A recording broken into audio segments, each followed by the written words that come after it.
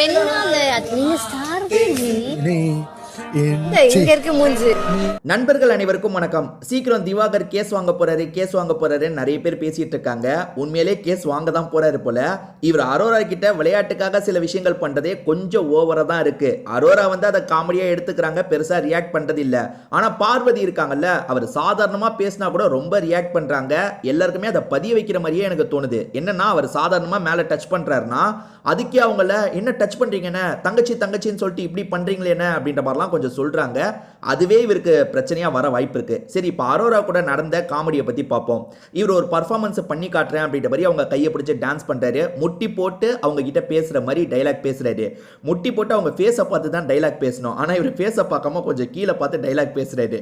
அதுக்கு அவங்க இருக்காங்கல்ல, எங்க பார்த்து பேசிட்டு இருக்கீங்க, என் மூஞ்சி இங்க இருக்குன்ற மாதிரி சொல்றாங்க. அதாவது கபாலி படத்துல தன்ஷிகா சொல்லுவாங்க பாத்தீங்களா, அந்த டைலாக்க சொல்றாங்க.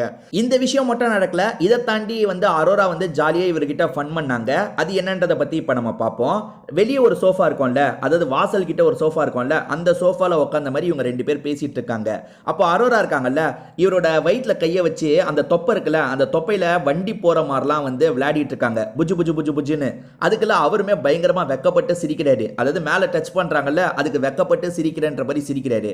அடுத்ததான் அரோரா இருக்காங்கல்ல, நீங்க ரொம்ப அழகா இருக்கீங்க, நான் இவ்வளவு நாள் சொல்லல, இப்போ உங்ககிட்ட சொல்றேன், ரொம்ப அழகா இருக்கீங்கன்ற மாதிரி சொல்றாங்க. ஏன் இவ்வளவு நாள் சொல்லல அப்படின்ற மாதிரி இவர் கேட்கிறாரு. என்னதான் இருந்தாலும் நானும் ஒரு பொண்ணு தானே, அச்சம் நாணம் பயிர்ப்புலாம் இருக்க தானே செய்யும்ன்ற மாதிரி கிண்டலா சொல்றாங்க. இவங்க சீரியஸா பேசல, கிண்டலா தான் பேசுறாங்க. அதை மனசுக்குள்ள நீங்க வச்சுக்கோங்க. இதை தாண்டி அப்ப திவாகர் இருக்கார்ல, நான் கூடிய சீக்கிரத்தில் அப்போ ஸ்டாராக மாற போறேன்ற மாதிரி சொல்லிட்டாரு.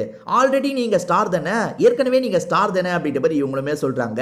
நிறைய தக் லைஃப் ரிப்ளே பண்ணியிருக்காங்கன்ற மாதிரி நிறைய பேர் எடிட்லாம் பண்ணி போட்டுட்டு இருக்காங்க. அதனால தான் உங்ககிட்ட இதை சொல்லணும்னு நினச்சேன். இதுதான் இந்த வீடியோங்க, அவ்வளோதான்.